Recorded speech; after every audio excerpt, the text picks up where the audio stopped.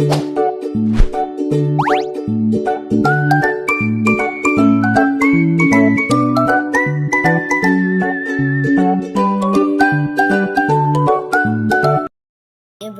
my name is Jeline Bilimuran. So my topic is about late childhood, the intermediate scholar, and social emotional development of the intermediate scholars by Healthy Grace L. Burabo. Learning outcomes.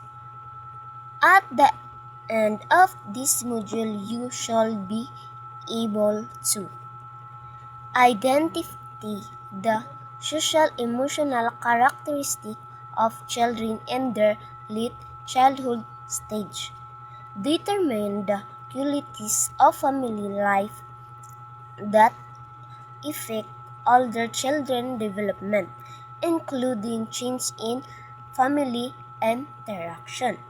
Interview a parent regarding their children's social emotional developments.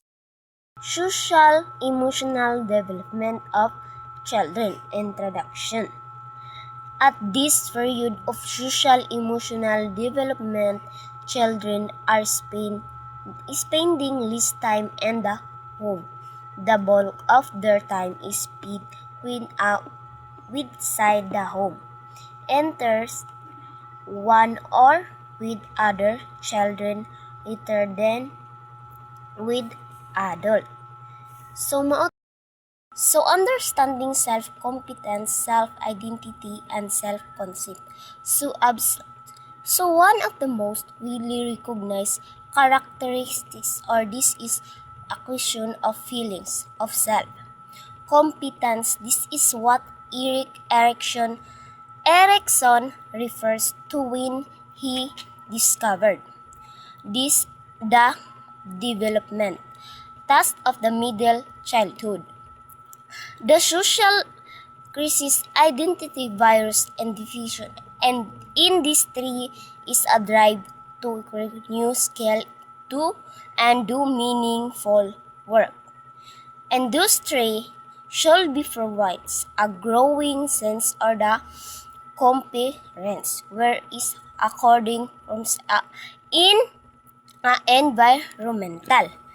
So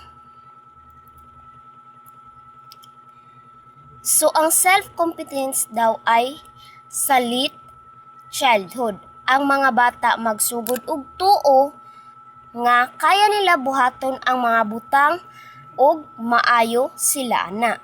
Example, usa ka 10 years old nga bata sigig practice og drawing. Sa kadugayon nindot na siya drawing, giingnan siya sa iyahang teacher nga maayo iyahang trabaho. So, tungod ani mutuo ang bata nga kaya niya og mas makadasig siya mo try og bag-ong skill. So, emotional development. So, the same with other areas of development children in this stage. So, provide emotional understanding, increase understanding that more than on emotion can be expired in a single expression. They might also show greater ability to show or control emotional intelligence, why to redirect feelings, a capacity of genuine empathy. So, ang kini daw emotional development ay ang mga bata mas makasabot na sa iyahang gibati, makatungod nga pwede sila malipay og masuko at the same time. Example, nidaog siya og award sa school. So, example, nidaog siya og award sa school pero nalain kay wala maka-attend nga ginikanan. Malipay siya pero medyo masubo. So, nakamao siya sa pagpugong sa emosyon ug may smile lang sa harap sa mga classmate. So, mao to ang emotional development. Building friendship. So a children go through late childhood. The time they spend in peer interaction increase for them. Good peer relationship are very important. Approval and belief they are received contributes to the stability and security of their emotional development. Peer size also increases unless supervision by adult is required. At this stage, children prefer to belong to same sex per group. So ang building friendship is as a children grow into late childhood. Around age 9 to 12, they spend more time with their friend. Good friends help them feel and accepted, safe, emotionally supported, and because of this friendship become very important in their development. Children at this age also prefer to be with friends of the same gender, and they need less adult supervision cooperate to young kids. So, example. So, ang popular example is children who are liked by most of their classmates. They are friendly, helpful, and good at communicating.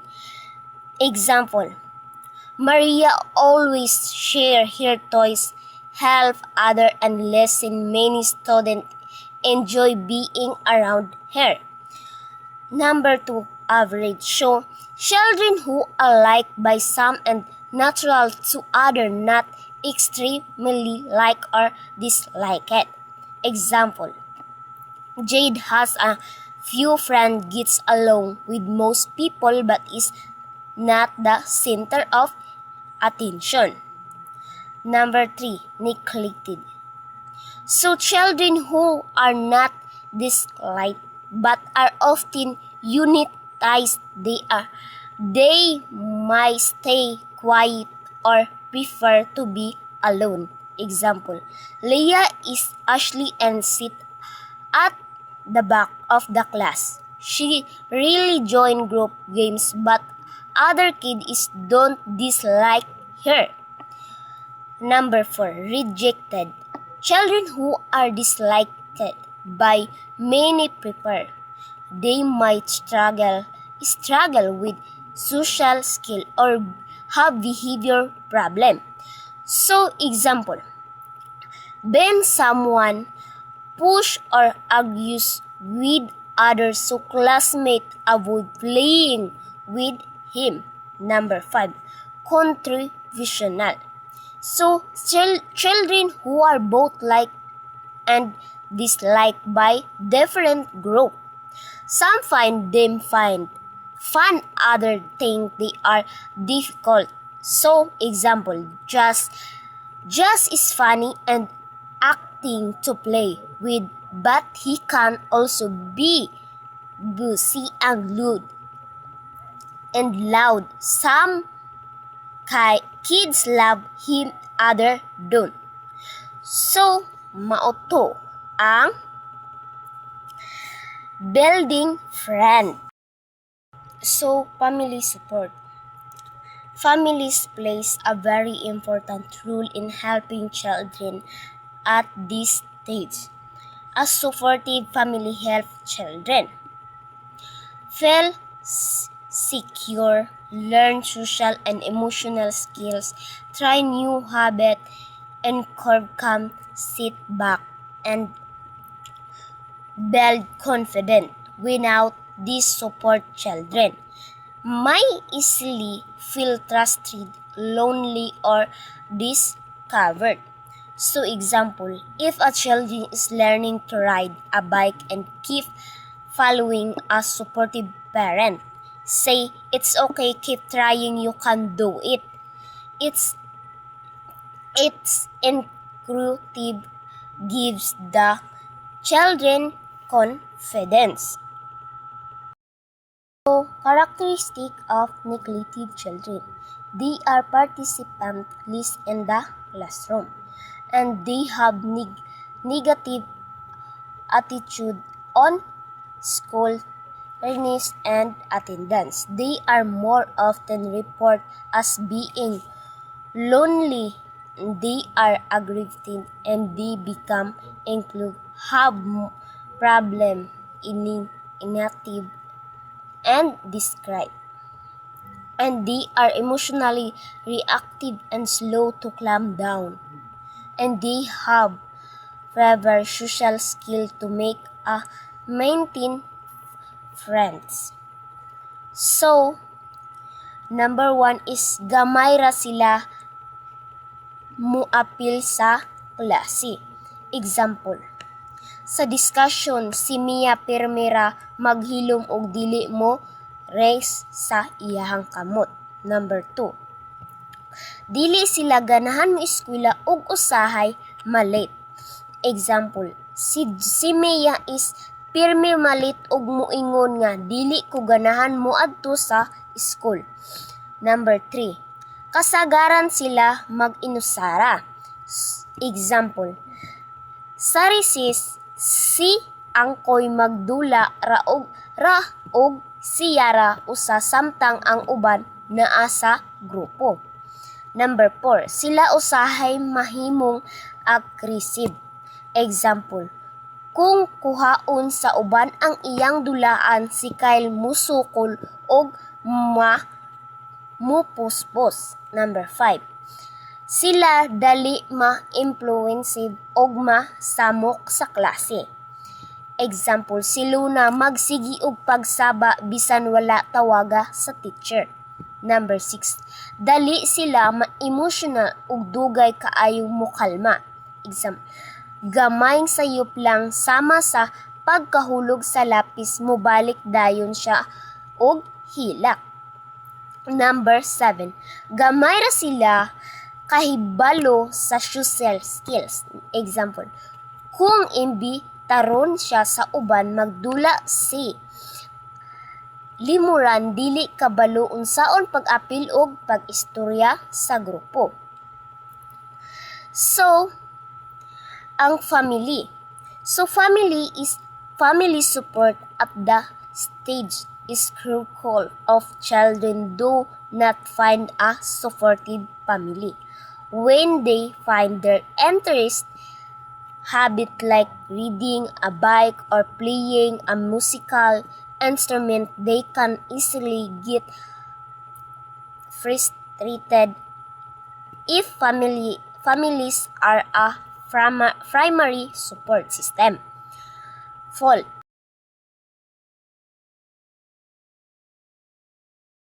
Competency. So, ang bata kabalo mo ila sa iyahang feelings, mo control sa emotion ug mo interact sa uban.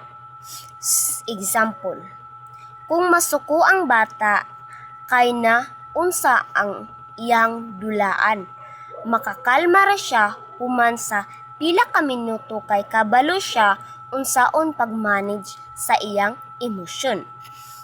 Understanding emotional stress. So, ang bata makasinati og stress og naay kabalaka, kahadlok, kasuko o kakapoy. Usahay dili sila kabalo unsaon pag-ingon na ilang gibati. Example, kung stress ang bata usay maghilom, dili ganahan muduwa og magsakit-sakit og kalit. Rule of parent, teacher, and healthcare provides. Dili pugson ang bata, hatagan lang og panahon og suporta. Example, imbis mo ingon og sulti dayon unsay problema, mas maayo og ingnon kung ready ka mo istorya naa rakod diri maminaw. Help them build relationship. Tubagon sila nga makaduol sa uban ug makig-socialize. Example, magpabuhat ang teacher og group activity para makipag-uban ang bata sa iyahang classmate. Teach them that conflict are normal. So, bahin sa kinabuhi ang gamay nga pag nasig na tanay og kapangi. Example, kung duha ka bata mag-away sa dulaan ang ginikanan mo tabang sa pag-istorya nila unsaon pag-share. Let them explore their interest. Hatagan og chance ang bata makadiskubre unsay ganahan nila himuon. Example, kung hilig siya mo drawing, suportahan siya og dagan og papel og crayon. Model healthy relationship. So ang mga tigulang magpakita og respeto, kalma ug maayong pag-istorya. So, example, kung ang ginikanan mag-istorya og tarong ug mosulbad sa away nga kalma makat-on ang bata nga mausab ilahang buhaton. So, mao na to ang social emotional competency and role parent, teacher and healthcare providers.